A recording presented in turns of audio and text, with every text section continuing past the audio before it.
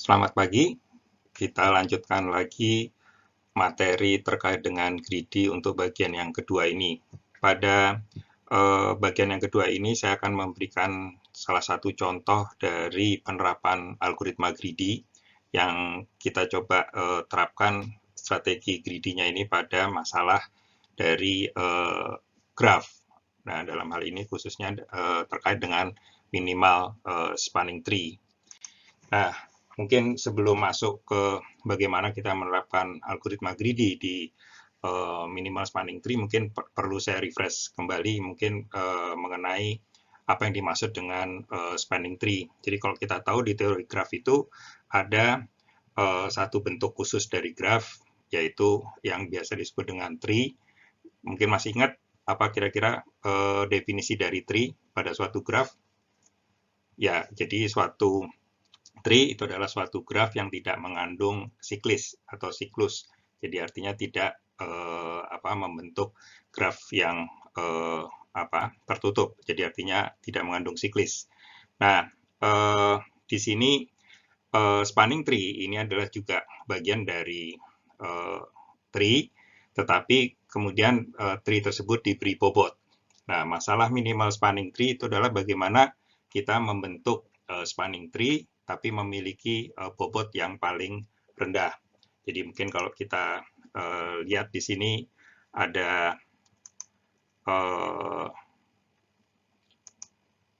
contohnya suatu graf yang berbobot, dan kemudian dari graf berbobot ini kita akan coba membentuk spanning tree. Nah, ini kalau namanya kita lihat kira-kira di sini spanning tree yang bisa terbentuk bisa bermacam-macam, tergantung dari bagaimana kita membentuk spanning tree tadi. Nah, cuma di sini problem dari minimal spanning tree adalah bagaimana kita membentuk spanning tree ini tetapi memiliki bobot yang paling kecil.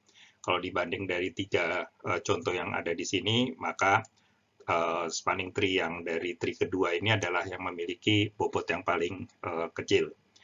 Nah, ini terkait dengan minimal spanning tree. Nah, kalau namanya kita coba lanjutkan secara matematis, jadi definisi dari spanning tree itu adalah bagaimana kita membentuk suatu subgraph sebetulnya dari suatu graph G yang terdiri dari n buah node dan a edge atau busur. Jadi jumlah busurnya adalah A dan banyaknya vertex atau node ini adalah N. Dan bagaimana kita membentuk subgraph dari G ini, di mana subgraph T ini akan memuat semua edge yang ada di A, tetapi sehingga semua vertexnya itu terhubung, dapat memiliki bobot yang minimum. Jadi di sini graf subgraph dengan jumlah node sama juga dengan graf G-nya yaitu N, tetapi di sini edge-nya dipilih tidak semua edge yang ada di graf G, tetapi kita pilih yang menghasilkan minimum dari bobot. Jadi kita akan membentuk subgraph dengan minimum bobot. Nah, kalau kita lihat dengan menerapkan algoritma greedy ini, kita coba sekarang membentuk minimal spanning tree yang menghasilkan bobot yang paling minimum. Jadi kalau kita masih ingat prinsip dari algoritma greedy kan selalu membentuk atau mencari solusi lokal yang paling optimal. Jadi ini pun juga nanti idenya bisa kita terapkan untuk membentuk minimal spanning tree atau minimum spanning tree. Nah, mungkin sekedar informasi bahwa pada saat kalian membentuk minimum spanning tree, ini kadang-kadang hasilnya tidak unik. Dan hasil yang tidak unik ini biasanya muncul apabila ada edge-edge yang memiliki bobot yang sama.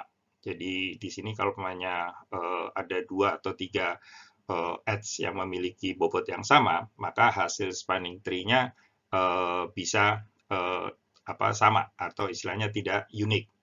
Nah, tetapi kalau di dalam suatu graf tadi semua edge-nya itu memiliki bobot yang berbeda, maka kita akan mendapatkan solusi yang unik dengan menerapkan algoritma greedy ini. Oke, ini kira-kira mengenai definisi dari spanning tree. Nah, kita sekarang akan lihat yang pertama, di sini akan saya bahas ada dua jenis algoritma, yaitu yang pertama kita sebut dengan algoritma Kruskal, dan nanti yang kedua adalah algoritma Prim. Nah, mungkin sebagai gambaran saja untuk membedakan cara kerja antara algoritma Kruskal dan algoritma Prim, yang Kruskal itu bekerjanya dimulai dengan membentuk forest. Masih ingat apa yang dimaksud dengan forest di sini? Yaitu kita membentuk sekumpulan node-node atau vertex-vertex yang membentuk suatu tree. Jadi artinya di sini forest itu bisa terdiri dari berbagai tree. Nah, itu yang ide dari algoritma Kruskal. Sedangkan kalau algoritma Prims itu startnya atau dimulainya dengan membentuk satu buah node, kita pilih sembarang, dan kemudian dari node tersebut kita akan kembangkan menjadi suatu tree. Jadi berbeda ya, kalau yang Kruskal dia membentuk forest, justru terdiri dari semua node-node yang ada, tapi kalau yang Prim ini hanya mulai dari satu node. Oke, kita sekarang akan lihat satu-satu. Jadi yang seperti tadi sudah saya jelaskan, bahwa untuk algoritma Kruskal, idenya dia membangun sebuah forest. Dan jadi kita mulai dengan semua node atau semua vertex yang ada di dalam graf tersebut. Jadi tanpa ada edge-nya. Nah, kemudian setiap langkah kita akan memilih edge yang memiliki bobot paling minimal, tetapi pada setiap langkah tersebut kita harus jaga jangan sampai edge tersebut menghasilkan suatu cycle atau siklis. Jadi artinya jangan sampai nanti graf yang kita bentuk ini tidak membentuk tree tetapi bisa mengandung graf siklis. Nah, kemudian proses ini akan kita lanjutkan sehingga dia sudah memuat semua edge yang kita pilih dan membentuk sebuah tree. Jadi artinya kalau untuk contohnya di sini, graf yang kita miliki di sini, ini mungkin karena kita awalnya harus membentuk forest, maka di sini semua node kita istilahnya sudah kita bentuk dulu semua node-nya. Jadi ini kita membentuk forest, dan kemudian pada setiap langkah kita pilih edge yang bobotnya paling kecil. Nah, kalau pemain kita lihat di tabel di sini, bobot yang paling kecil adalah untuk edge dari D ke C. Jadi artinya kita tambahkan di sini edge ke dalam suatu tree, subgraf dari G tadi yang nanti akan kita pakai untuk membentuk suatu minimum surrounding tree. Nah, kemudian bobot minimum yang berikutnya adalah yang dari A ke E. Berikutnya lagi dari A ke D, dan kemudian pada saat kita mau melihat bahwa yang berikutnya ini adalah dari E ke D. Nah, cuma kalau kita tambahkan edge dari E ke D seperti ini, maka kita lihat ini akan membentuk suatu siklis atau suatu cycle.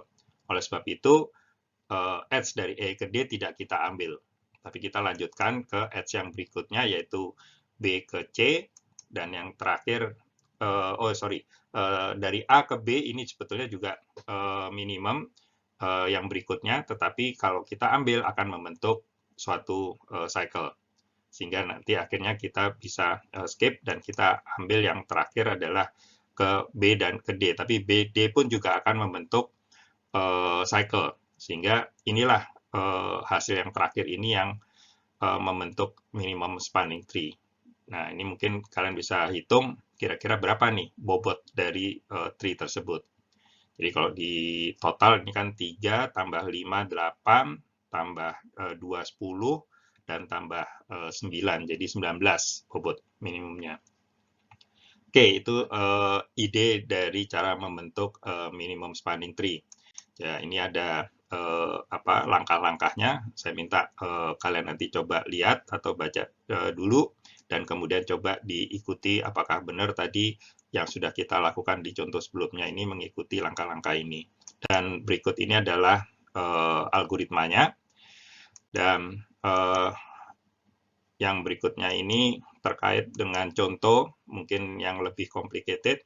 Jadi di sini ada suatu graf yang diberikan dari graf tidak berarah dan berbobot, dan kemudian untuk bisa membentuk minimal spanning tree, ternyata kalau kita tadi perhatikan di algoritmanya, kita perlu untuk bisa setiap langkah memilih edge yang paling minimum bobotnya, maka kita perlu suatu proses yang mengurutkan edge-edge tadi mulai dari bobot yang paling kecil sampai ke bobot yang paling besar. Jadi makanya di sini langkah pertama adalah kita mengurutkan edge dari graf G dengan bobot yang increasing, jadi dari kecil ke besar. Jadi itu harus langkah pertama, karena kalau kita mengikuti algoritmanya Kruskal, meskipun kita sudah membentuk forest atau semua node-nya sudah terbentuk, tapi untuk memilih bagaimana edge yang mau kita pilih, ini kita harus mengurutkan edge-edge tadi sesuai dengan bobotnya. Karena untuk kita, ide dari greedy kan harus selalu mengambil bobot yang paling optimal pada setiap langkah. Nah, dari urutan ini bisa kelihatan bahwa edge yang pertama ini adalah edge dari 1 ke 2, dan kemudian nanti kalau kita lihat berikutnya adalah edge dari 2 ke 3, dan seterusnya. Pada setiap langkah kita akan selalu juga memeriksa apakah dia membentuk cyclist atau tidak. Sebagai contoh di sini edge 2,5 ini atau edge dari 2 ke node 5 ini ditolak karena dia akan membentuk cyclist.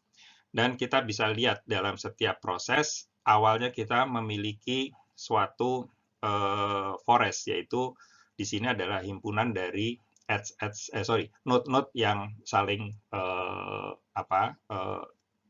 terpisah. Dan kemudian pada saat kita tambahkan edge-nya, maka dari node yang terhubung tadi kita jadikan dalam satu himpunan. Dan seterusnya sampai terakhir itu kita hanya memiliki satu buah himpunan yang terdiri dari semua node yang terhubung tadi. Jadi idenya di sini adalah kita membentuk himpunan-himpunan yang awalnya dari n buah himpunan sebanyak node yang ada, dan ini kemudian setiap kali yang terhubung kita jadikan satu himpunan, hingga proses ini akan berhenti pada saat semua node tadi sudah terhubung dan kita memiliki, atau istilahnya dari sisi komputasi kita memiliki satu buah node yang terdiri dari satu buah himpunan yang terdiri dari node-node yang kita pilih. Nah, urutan dari edge-nya di sini berarti bisa kita lihat ini ada 1, 2, 2, 3, 4, 5, dan seterusnya. Dan ini sudah membentuk spanning tree. Nah, kita bisa lihat di sini, di di graf yang awal, ini terdapat beberapa edge yang bobotnya sama, yaitu contohnya dari 1 ke 4, 2 ke 5, dan dari 4 ke 7. Ini sama-sama bobotnya 4. Nah, ini pada saat kalian mengurutkan edge tadi, ini biasanya kalian bisa saja memilih pertama 1, 4, terus kemudian berikutnya 4, 7, baru 2, 5. Tetapi cara pengurutannya ini atau urutan dari edge ini akan menentukan bentuk dari spanning tree-nya. Nah, oleh sebab itu kadang-kadang harus hati-hati, belum tentu untuk graf yang memiliki bobot beberapa edge-nya yang memiliki bobot yang sama ini menghasilkan spanning tree yang berbeda. Dan itu berbedanya bisa terjadi pada saat kalian menyusun atau mengurutkan edge tadi sesuai dengan urutan bobotnya. Oke. Nah, kita lanjutkan. Nah, ini kira-kira analisanya. Jadi, kalau kita lihat untuk melakukan proses sorting, kita tahu kalau kita memiliki jumlah edge itu adalah A, dan N adalah jumlah vertex atau node-nya, maka karena jumlah edge itu besarnya pasti antara N-1 dan N kali N-1 per 2, maka kita akan memperoleh big O dari proses sortingnya sendiri atau mensort edge tadi sekitar A log N. Dan kemudian pada saat kita membentuk forest-nya tadi, artinya membentuk N buah node, kita butuh sekitar big O dari N. Nah, sedangkan pada saat mencari mana yang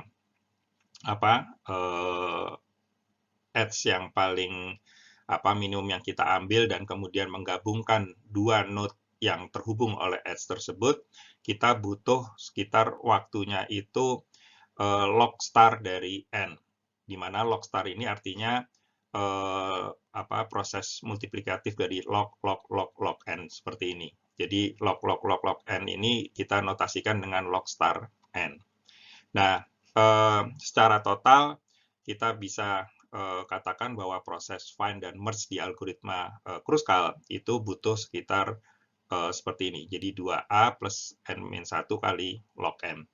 Dan kemudian proses-proses selanjutnya, karena ini menyangkut dengan jumlahnya edge yang ada, termasuk tadi bagaimana menolak dan sebagainya, ini kita butuh sekitar big O dari A. Dan secara keseluruhan, total dari algoritma Kruskal itu bisa kita konklusikan menghasilkan atau memerlukan big O dari A log M. Jadi A-nya di sini banyaknya edge, dan N-nya adalah banyaknya node atau vertex. Oke, nah nanti saya minta kalian juga mencoba melihat lagi algoritmanya Kruskal yang tadi sudah saya sebutkan, dan coba dilihat lagi, dicek apakah betul setiap langkah ini memiliki komputasi atau time kompleksitas seperti yang saya sebut di sini. Oke, ini terkait dengan algoritma Kruskal. Nah, algoritma yang berikutnya yaitu algoritma prim.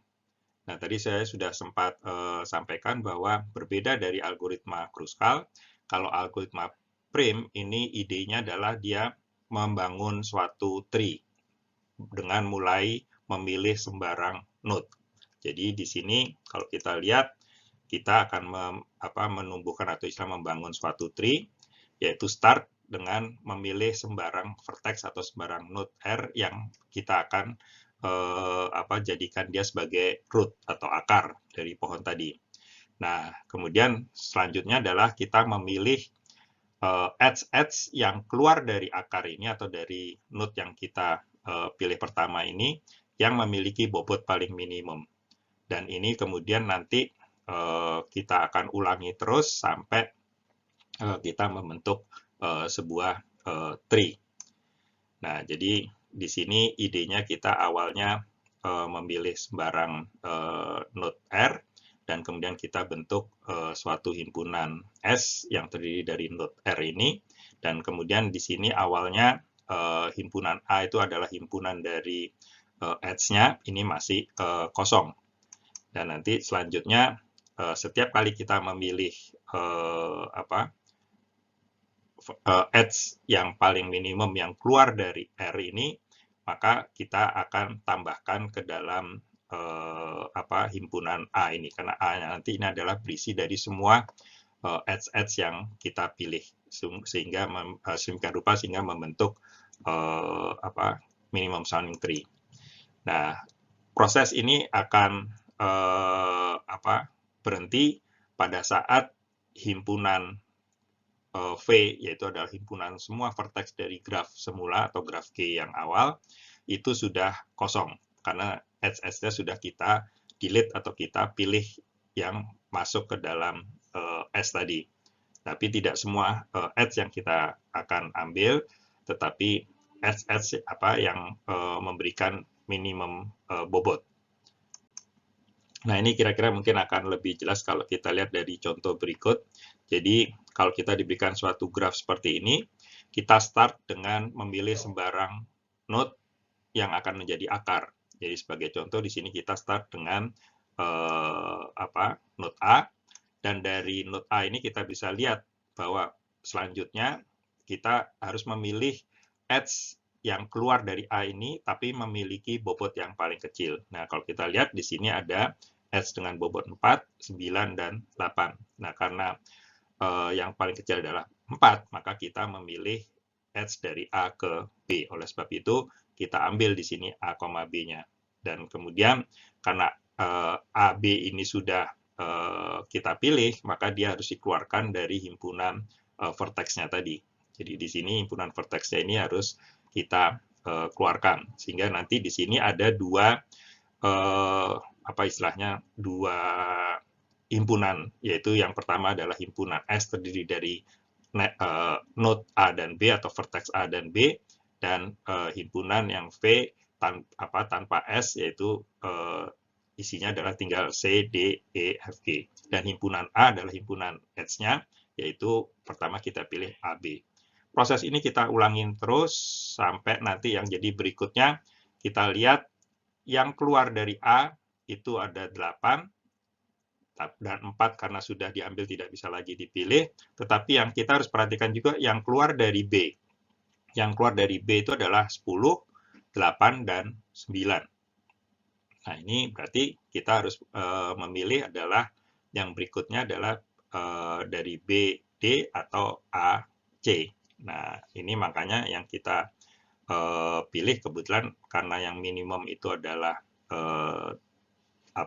kebetulan kan A dan C dan B dan D sama. Jadi sebenarnya kita bisa memilih ini atau kita memilih yang ini. Dan dalam hal ini kita memilih yang D-nya. Jadi oleh sebab itu di himpunan S-nya ini yang kita tambahkan adalah node dari D.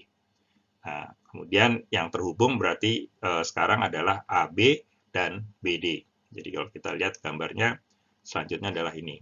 Dan ini kita proses seterusnya, jadi jangan lupa tidak hanya yang keluar dari D saja, tetapi masih harus dilihat yang keluar dari B, yang keluar dari A, ini masih harus kita lihat. Jadi di sini tidak hanya dari satu vertex atau node saja yang kita perhatikan edge mana yang minimum, tapi dari semua node yang sudah kita pilih. Itu kita harus lihat edge-edge-nya yang keluar dari node-node tersebut.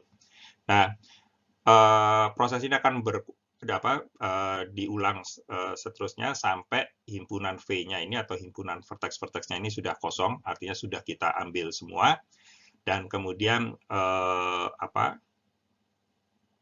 himpunan dari A-nya ini akan pasti berisi dengan minimal edge yang kita pilih yang membentuk minimum spanning tree. Dan ini berarti akhir dari proses Prim's-nya, algoritma Prim's ini nanti kira-kira akan membentuk seperti ini. Jadi di sini sudah semua terhubung. Oh, ini masih satu lagi yang E. Nah, ternyata yang kita pilih adalah dari F ke E. Nah, ini yang kira-kira terkait dengan bagaimana cara kerja algoritma Prim's tadi. Sekarang kita coba lihat mengenai time complexity atau running time dari algoritma Prim's ini seperti apa.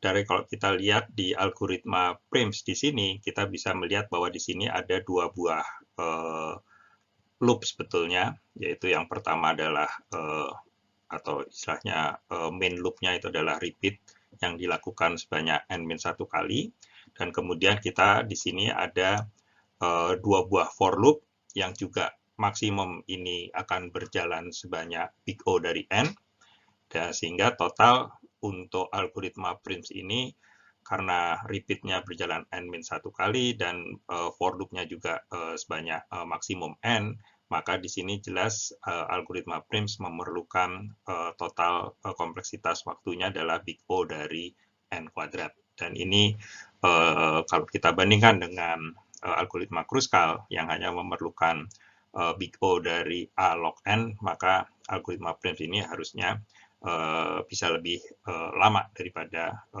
algoritma Kruskal. Oke, sampai sekian penjelasan dari contoh penerapan algoritma greedy di dalam memecahkan masalah minimum spanning tree. Kita akan ketemu lagi di video berikutnya terkait dengan topik selanjutnya. Terima kasih, sampai ketemu lagi.